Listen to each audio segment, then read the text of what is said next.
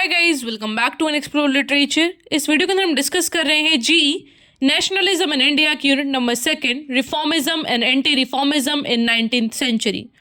ये काफ़ी interesting unit होने वाली है, तो लास्ट तक देखिएगा ताकि आप किसी पॉइंट को मिस ना करें। और बाकी सारी जो यूनिट्स हैं वो हम ऑलरेडी कवर कर चुके हैं, which are updated in the playlist. तो आप वो प्लेलिस्ट का लिंक चेक कर सकते हैं, जो कि आपको डिस्क्रिप्शन और फर्स्ट कमेंट में मिल जाएगा। Now without wasting much of your time, let's start the video.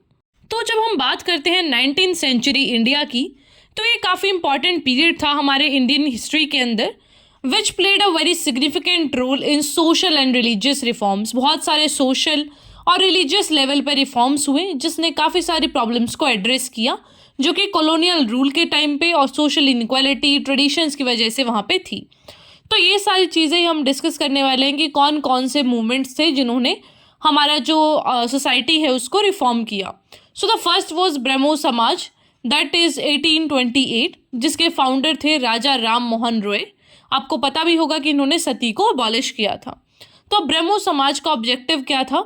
इनका एम था कि भाई हम जो हिंदू सोसाइटी है उसके अंदर प्रमोट करेंगे मोनोथिज्म। मोनोथिज्म का मतलब होता है एक भगवान की पूजा, एंड रैशनलिज्म की आप रैशनल आइडियाज़ को बिलीव करें। एबॉलिश करना था आइडल वर्शिप की भाई मूर्ति पूजा मत करो, कास्ट सिस्टम में मत मानो। जो बुरी सोशल प्रैक्टिसेस हैं जैसे कि सती का मतलब होता है जब लाइक हस्बैंड डाए तो फिर उसकी वाइफ को भी उसकी चिता में ऐसा जला दिया जाता है जिंदा, उसको बोलते हैं सती। तो वो चीज़ को भी अबॉलिश किया। जो राजा राम मोहन रॉय थे उनको फादर ऑफ इंडियन रेनेसॉ बोला जाता है, क्योंकि इन्होंने काफ़ी ज़्यादा मॉडर्न जो थॉट्स हैं वो इंडियन सोसाइटी के अंदर ये लेके आए थे। That's why he is called father of Indian renaissance. Now the second movement is Arya Samaj. तो 1875 में आर्य समाज का फाउंडेशन रखा गया। इसके फाउंडर थे स्वामी दयानंद सरस्वती। ऑब्जेक्टिव था आर्य समाज का रिफॉर्म करना हिंदुइज्म को और रिटर्न करना वेदास के लिए, कि भाई हमारा जो प्राइमरी सोर्स है ना स्पिरिचुअल गाइडेंस का वो वेदास है, आप वेद पढ़िए, वहाँ से नॉलेज लीजिए। ये यहाँ पे एम्फसाइज करते थे वैल्यूज़ जैसे कि सोशल इक्वालिटी, कास्ट डिस्क्रिमिनेशन को ख़त्म करो, प्रमोट करो एजुकेशन को, वुमेन का अपलिफ्टमेंट करो। जो दयानंद सरस्वती जी थे उन्होंने काफ़ी ज़्यादा स्ट्रॉन्ग एडवोकेशन करा कि भाई ये जो तुम सुपरस्टिशंस रखते हो ना, जो तुम बिना मतलब के ऐसा अंधविश्वास पाल के बैठे हो, उनको बंद करो। आइडल वर्शिप भी इन्होंने बंद करने की बात की कि आपको मूर्ति पूजा नहीं करनी है, we have to believe in one God. इसी तरीके से हम अपना जो धर्म है उसको प्रोटेक्ट कर सकते हैं। That is the real Hinduism. Then the third one is Ramakrishna Mission, जो कि 1886 में इसका फाउंडेशन रखा गया। फाउंडर थे स्वामी विवेकानंद, जिनके टीचर का नाम था रामकृष्ण परमहंस। तो इस मिशन का फोकस था स्पिरिचुअल और सोशल अपलिफ्टमेंट के ऊपर, कि आपको स्पिरिचुअल और सोशल लेवल पे लोगों का अपलिफ्टमेंट करना है और प्रमोट करना है यूनिटी ऑफ ऑल रिलीजन्स, कि सारे धर्मों को आप बराबर ट्रीट करेंगे, सेल्फलेस सर्विस करेंगे, एम्पावरमेंट करेंगे मार्जिनलाइज कम्युनिटीज़ का। कोई ऐसा नीच है, कोई ऊपर है, ये वाली चीज़ें नहीं आपको सोचनी है। एवरीवन इज़ इक्वल, एंड आपको इसी तरीके से सारी चीज़ों को आगे लेके जाना है। और ये सारी चीज़ हो कैसे पाएंगे? Through social reforms and education. ये बात बोली स्वामी विवेकानंद जी ने। फिर नेक्स्ट आती है थियोसॉफिकल सोसाइटी। इसकी फाउंडेशन रखी गई 1875 में। इसके फाउंडर्स थे Helena and Henry Olcott. Objective था थियोसॉफिकल सोसाइटी का कि भाई हम एक ऐसा मूवमेंट लेके चलेंगे जिसके अंदर ब्लेंड होगा इसका यूरोपियन और ईस्टर्न स्पिरिचुअल कल्चर्स का। सारे ऐसा ब्लेंड को लेके हम चलेंगे, ऐसा नहीं है कि आपको वेस्टर्न थॉट को बिल्कुल नेग्लेक्ट कर देना है।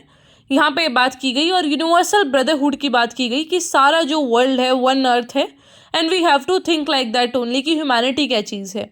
आपको स्टडी करना है एंशंट विजडम के बारे में, एंड एक्सप्लोरेशन करना है ऑकल्ट साइंस का। इंडिया के अंदर इन्होंने क्या करा, एक बड़ा ही इन्फ्लुएंशियल रोल प्ले करा हिंदू स्पिरिचुअलिज्म को प्रमोट करने में और रिवाइव करने में जो इंडियंस का इंटरेस्ट है फिलॉसफी के अंदर।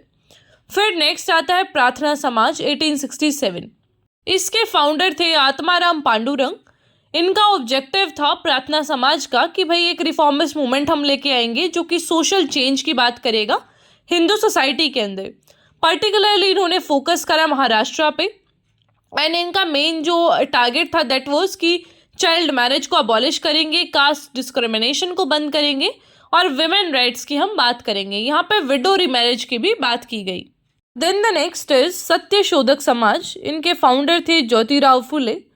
इनका एम था कास्ट सिस्टम से पर्टिकुलरली फाइट करना, क्योंकि जो लोअर कास्ट है दलित, उनके साथ बहुत ज़्यादा ओप्रेस किया जाता था, उनको बहुत ज़्यादा प्रताड़ित किया जाता था।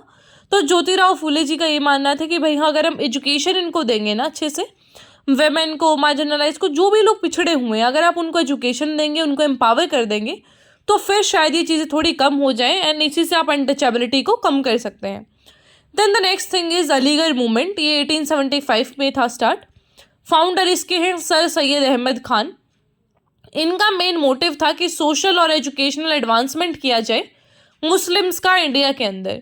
इन्होंने बात की मॉडर्न एजुकेशन की, भाई देखो साइंटिफिक और रैशनल चीज़ों के बारे में आप सोचिए, उस थॉट को प्रमोट कीजिए, ये जो पुरानी चीज़ें हैं उसको थोड़ा त्यागो। सर सैयद अहमद खान ने एक एस्टेब्लिश किया मोहम्मदियन एंग्लो ओरिएंटल कॉलेज, जिसको बाद में अलीगढ़ मुस्लिम यूनिवर्सिटी के नाम से जाना गया।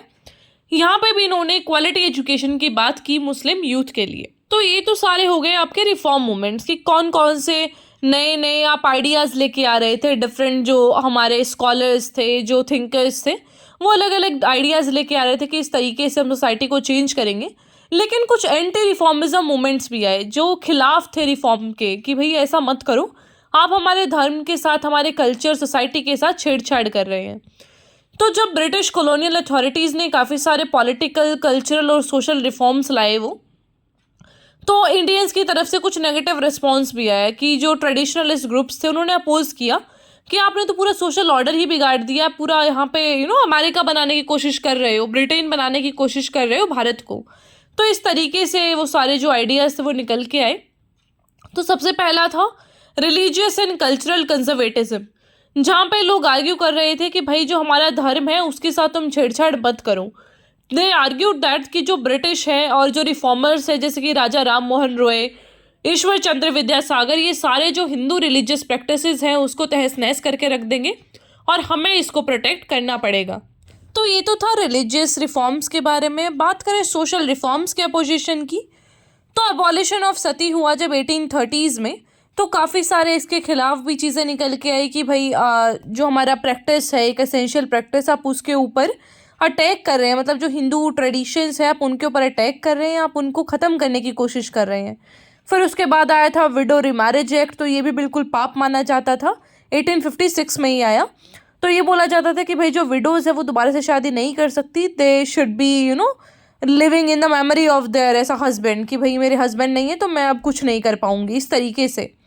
Then the question was over education and gender reform, कि जब विमेन को इक्वालिटी थोड़ा हमने देना स्टार्ट किया, एजुकेशन को प्रमोट किया, तब भी लोगों को बड़ा ये हुआ कि यार क्या कर रहे हैं ये, औरतों को थोड़ी बाहर आना होता है, विमेन शुड स्टे इन, जो मर्द हैं वो बाहर जाएंगे, वो पढ़े लिखेंगे अगर पढ़ना है तो, like this thing should not be कि औरतें बाहर जा रही हैं।